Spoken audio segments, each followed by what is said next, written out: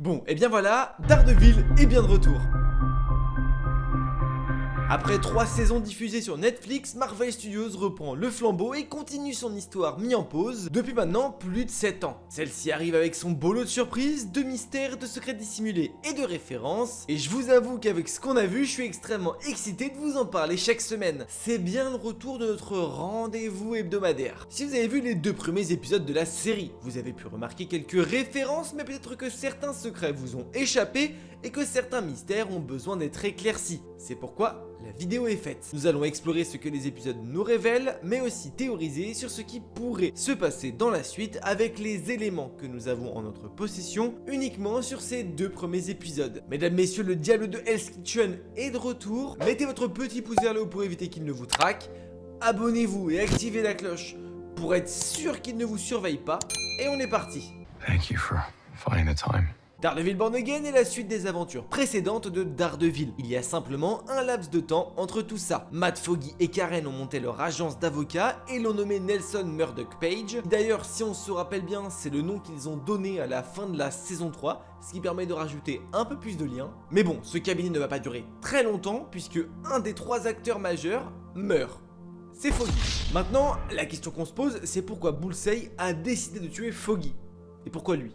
Dans les faits, c'est une question de facilité de scénario. Bullseye a été trahi par Fisk à la fin de la saison 3 et Matt ainsi que Karen et Foggy se sont dressés contre lui. Pas sûr qu'il en veuille plus à Foggy qu'à Fisk, mais pour une question de scénario, c'est bien plus simple qu'il tue Foggy que Fisk. Ou alors peut-être qu'il y a des éléments qu'on n'a pas et qui se sont déroulés pendant justement cette ellipse. Ce qui pourrait expliquer pourquoi c'est lui qu'il vise. C'est la mort de Foggy qui met en place la suite de la série. C'est à cause de ça que Matt se renferme sur lui-même pendant un laps de temps et qu'il ne parle plus à Karen. Les deux prennent leur distance et le décès n'a fait que les éloigner. Pourtant proches au point même de franchir le cap du Friendly Access. Un an s'est écoulé entre la mort de Foggy et le véritable démarrage de la série. Un an, c'est le temps qu'il faut pour que Poindexter soit jugé et mis en prison pour perpétuité. Karen revient pour son procès, mais il nous est expliqué qu'elle a décidé de se délocaliser et de partir loin de la ville qui lui rappelle ses nombreux traumatismes. Elle est basée maintenant à San Francisco et ce n'est pas impossible que nous la revoyions dans la suite de la série. Son exil fait clairement partie d'une facilité pour l'enlever de l'écran et permettre à Matt un nouveau développement. Matt n'est d'ailleurs plus le même qu'au départ. La cascade de Daredevil a été mise de côté et vous le savez comme moi, ça ne va pas durer très longtemps. Cet accident tragique a complètement bouleversé sa vie, mais aussi et surtout ses pensées. Il s'en veut de ne pas avoir pu protéger son meilleur ami et se sent coupable de sa mort. On sent en lui un véritable déséquilibre mental et la frontière avec la colère est très fine. C'est d'ailleurs tout l'axe que va explorer le MCU. Après avoir démantelé son cabinet d'avocat, il remonte un business avec McDuffie et privilégie son côté avocat pour laisser le costume au placard. Ou en tout cas, c'est avant que Wilson Fisk prenne la décision de devenir maire et d'être élu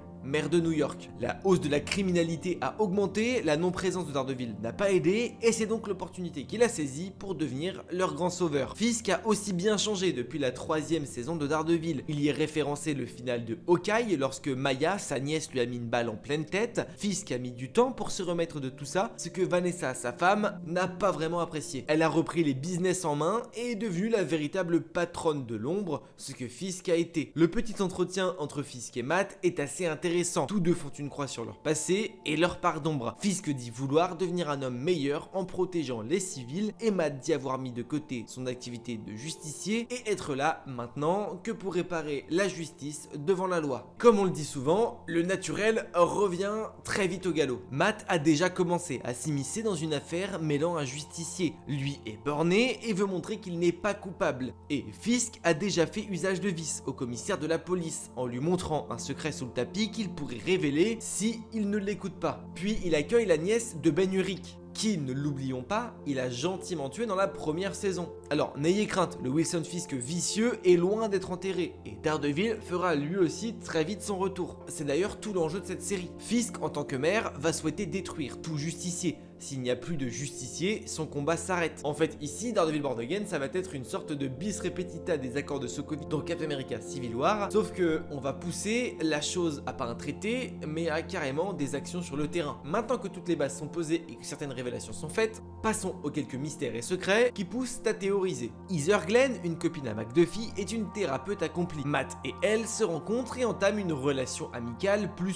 Lors d'une séance de dédicace, de nombreux personnages passent pour tenter d'avoir un autographe. On y voit l'adjoint de Fisk, mais aussi un jeune homme tout tremblant et assez apeuré par le monde. À l'heure actuelle, nous n'avons que très peu d'infos le concernant, mais il devrait avoir un rôle important pour la suite. Ce jeune homme semble instable mentalement, et en plus a besoin d'une thérapeute. Nous savons que dans la série se profile un méchant assez particulier en la personne de Muse, un vilain artiste qui tue ses victimes, les vide de leur sang pour en faire des peintures murales. Et qu'on se le dise, mais ce gars-là a l'air d'un bon gros psychopathe. Au vu de sa discussion avec Heather, son rendez-vous fixé et sa manière d'être, il est forcément un personnage que nous allons revoir. C'est pourquoi ici je mettrai bien une petite pièce pour dire qu'il est le civil de Muse, en tout cas son identité réelle. L'absence de Daredevil permet à un nouveau justicier de prendre sa place, White Tiger. Il dit vouloir sauver des innocents et que malheureusement, dans ces rues sombres, son travail est indispensable. Si nous étions tous au courant de sa présence grâce au trailer, nous n'en savons que très peu sur son cas. Il est dit qu'il possède des pouvoirs grâce à une amulette, à voir ce que ça lui confère et à voir si Daredevil et lui ne vont pas se rejoindre pour redorer le blason de Hell's Kitchen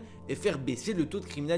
Hector est confronté à un procès, car il est accusé d'être tueur d'un policier. En vérité, il y a quelques circonstances atténuantes. Hector ne faisait qu'aider un gamin en train de se faire détruire par 2 policiers infiltrés. La corruption n'est donc pas finie, mais cette fois-ci, ces agents ne bossent pas pour Fisk. Lors de l'affrontement à la fin du 2e épisode, l'un d'eux portait un tatouage sur le poignet, représentant le logo du Punisher, avec un drapeau américain. Comme c'est le cas aujourd'hui et dans notre monde actuel, le logo du Punisher est repris pour représenter un symbole. Il se crée une sorte de régime sectaire où les gens se font justice eux-mêmes en allant jusqu'au bout de l'opération et donc souvent en tuant leurs victimes. C'est le cas ici. Ce tatouage ne signifie pas forcément que c'est le Punisher qui les engage. Bien au contraire. Et ça, c'est ce que Matt va très certainement aller vérifier. Et il est donc fort probable que dès l'épisode 3, Frank Castle fasse son retour. Le logo du Punisher a été repris à des fins tragiques et la mission de Frank à l'origine se retrouve malmenée. Cette propagande qui risque de devenir de plus en plus grande mettra à mal les agissements de Frank et Fisk demandera peut-être des comptes à cet homme ou même directement son arrestation, mettant sur son dos tous ces actes criminels représentés par son logo, alors que lui n'y est en fait pour rien. Tout l'enjeu de la série réside dans la place que Fisk a obtenue après avoir vu ses activités criminelles chuter à cause des justiciers. Après s'être pris une balle en pleine tête par une autre, Wilson saisit l'opportunité qui se présente à lui pour évincer tous les justiciers de New York et permettre que cette ville soit surveillée par ses soins, ce qui profitera bien entendu à son business qui est dans l'ombre maintenant géré par sa femme. Dans ces 2 premiers épisodes, nous voyons clairement le lien qui se fait entre les premières saisons et son intégration au MCU. Spider-Man est cité comme étant un justicier qui nuit à New York. Foggy mentionne au départ le cabinet de chez Hogarth qui était indispensable à la série Jessica Jones, preuve que ce personnage pourrait lui aussi faire son retour, sans compter les nombreuses références aux événements de Echo ou encore Hawkeye. Bon, et bien voilà, je pense avoir fait le tour concernant les révélations, les mystères, ainsi que ce qui pourrait se dérouler dans la suite. Si jamais il y a des points que je n'ai pas pu aborder et que vous voulez en parler, et bien n'hésitez pas à me mettre en commentaire, je tâcherai d'y répondre. Si jamais cette vidéo vous a plu, vous pouvez mettre le petit pouce vers le haut. Et encore une fois, si chaque semaine et chaque mercredi vous souhaitez continuer d'explorer les aventures de Matt Murdock, dans ce cas-là, vous vous abonnez et vous activez la cloche. On se dit à la semaine prochaine pour de nouvelles aventures. N'oubliez pas, mais de grands pouvoirs impliquent de grandes responsabilités. Des bisous